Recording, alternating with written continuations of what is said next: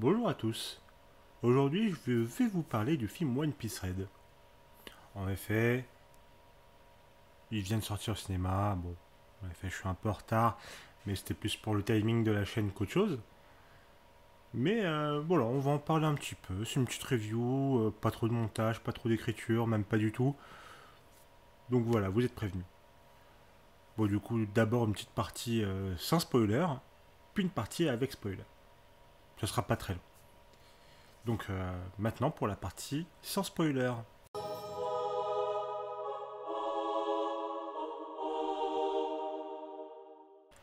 Bon, alors, du coup, je vous refais le pitch rapidement. Vous connaissez, Luffy veut devenir le roi des pirates, blablabla. Du coup, il va découvrir plein de trucs pendant son voyage. Et entre autres, bon, il va commencer son voyage grâce à Shanks le Roux, qui est un grand pirate de l'univers One Piece. Et du coup, là, l'histoire du film se passe avec sa fille Uta. Donc, qu'on découvre pendant le film. C'est pas un personnage que l'on connaît avant. Mais ils ont fait des petits épisodes pour l'animer, où tu peux la voir rapidement. Mais voilà. Donc, je pense qu'on va arrêter le pitch ici. Mais du coup, qu'est-ce que j'en ai pensé? Bah écoutez, moi j'ai beaucoup aimé le film. Vraiment très très sympa. Bon, c'est pas le film de l'année. Mais il y a un petit quelque chose. Alors, moi j'ai surtout beaucoup aimé le personnage d'Uta, donc la fille de Shanks, qui du coup chante beaucoup dans le film, qui est d'ailleurs interprétée par la chanteuse Ado, qui fait les musiques d'Uta, etc. Et que j'ai énormément apprécié, que je réécoute beaucoup depuis que j'ai vu le film. Donc là-dessus, c'est très sympa.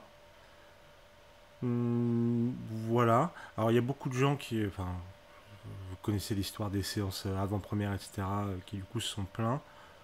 Bon, j'ai envie de dire désolé hein, si vous aviez pas compris qu'il y avait un personnage qui s'appelait Uta, que tout le film tournait autour d'elle, et que du coup il y allait avoir des chansons. Désolé pour vous. Mais moi j'ai trouvé ça plutôt cool, plutôt quali. Bon, c'est vrai que du coup forcément si vous aimez pas les musiques, c'est un peu plus compliqué pour le film en lui-même. Mais sinon, ouais, moi j'ai beaucoup aimé. Le film, du coup, il est rythmé par ses musiques, ça avance pas mal. Il y a toute une intrigue sur l'île où ils sont, là où a été élevé Uta, entre autres.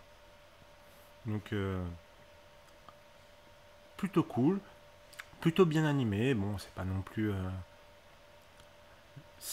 plus du Shinkai ou du Osoda en termes de film d'animation, mais non, c'est propre, j'aime beaucoup. Voilà. Au niveau de l'intrigue, ça se suit bien. C'est plutôt ok. Enfin, c'est pas. Voilà, mais ça respecte ce que doivent faire les personnages, etc. Bon, forcément. Alors, il ne faut pas oublier que ce n'est pas canon. Donc, forcément, il y a des trucs qui apparaissent qui, normalement, ne seraient pas possibles, etc.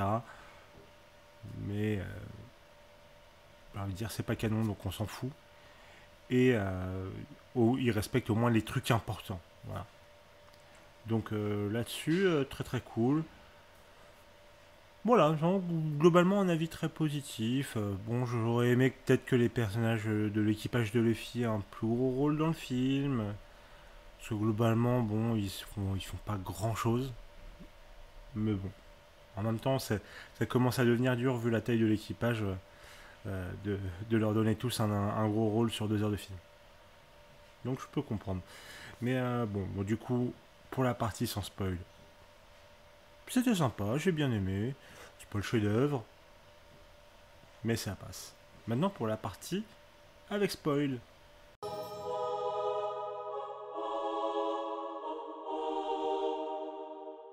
Et bonjour. Du coup, pour la partie avec spoil, donc comme je disais, donc c'était plutôt sympa, plutôt bien animé, l'intrigue est cool dans l'idée. Donc, je l'ai pas dit dans la partie sans spoil, mais pour la partie spoil, il faut savoir que l'antagoniste du film, c'est Utsa, donc la fille de Shanks. C'est du coup assez étonnant, même si en vrai on pouvait s'en douter avec les bandes annonces, vu qu'on voyait pas d'autres persos.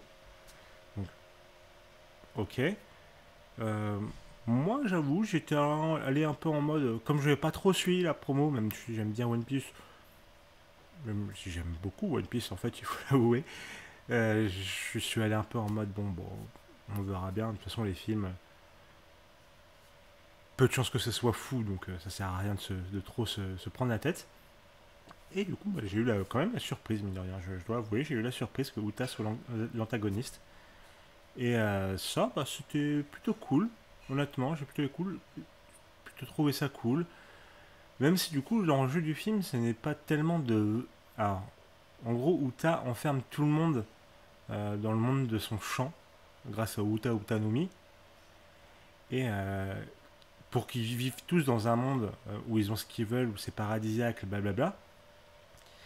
Mais en même temps, elle veut mourir pendant que tout le monde est enfermé. Comme ça, tout le monde est aussi enfermé dans ce champ. Donc, bon, c'est pas ouf pour les gens. Hein. Elle part, entre guillemets, d'une bonne intention, dans le sens où elle veut sauver l'âme des gens, elle veut leur permettre d'être heureux.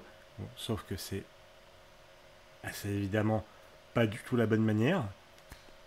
Et ouais, c'est un peu bizarre, je trouve. Euh, En fait, à aucun moment, je me dis, Uta a raison. Alors que le film veut essayer de te faire croire, de dire, ouais, bah, elle a pas si tort que ça. Alors que non, parce que le plan, il est, entre guillemets, éclaté au sol. Hein, on va pas se mentir. Personne ne veut mourir pour être heureux. Ça marche jamais, ce genre de truc. Donc, c'est un peu bizarre. Mais ça retire pas au film. Parce que je trouve le personnage de Uta quand même assez attachant. Donc là-dessus, ouais, ok. Sinon, ouais, du coup, ils respectent le fait que Shanks et Luffy ne se parlent pas, même s'ils interagissent. En gros, c'est comme il faut battre le boss à la fois. Enfin, le boss, c'est en gros le truc que va invoquer Uta, donc le Tot Musica. Donc, elle le bat.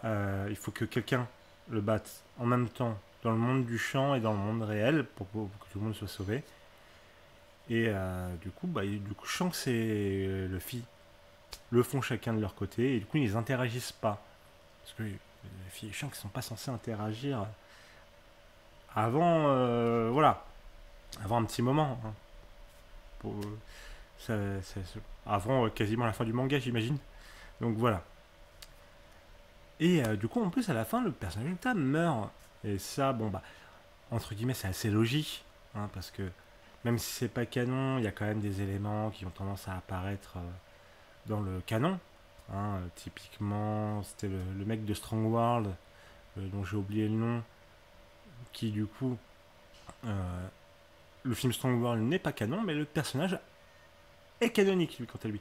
Et je crois bien que c'est le cas de Uta aussi, donc qui n'est pas canonique, enfin qui est canonique, mais du coup le film Red n'est lui pas canon.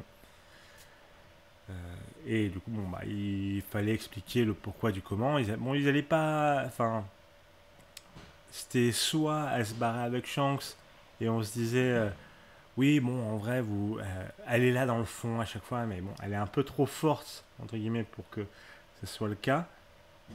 Donc, il fallait qu'elle meure, parce qu'avec en fait, tout ce qu'elle a fait dans le film, c'était pas possible qu'elle soit en liberté ou qu'elle soit pas sous la protection de Shanks. Mon chat vous dit bonjour. Donc voilà, je pense que tout a été dit. Honnêtement, moi, c'est une bonne surprise. Je m'attendais pas à un truc quali. Hein, comme assez souvent avec les films adaptés un peu en mode canonique, non canonique, plop sous le manteau, etc. Donc c'était sympa, c'était cool. Voilà. Donc ça sera tout pour moi. À bientôt pour une prochaine vidéo. Des bisous.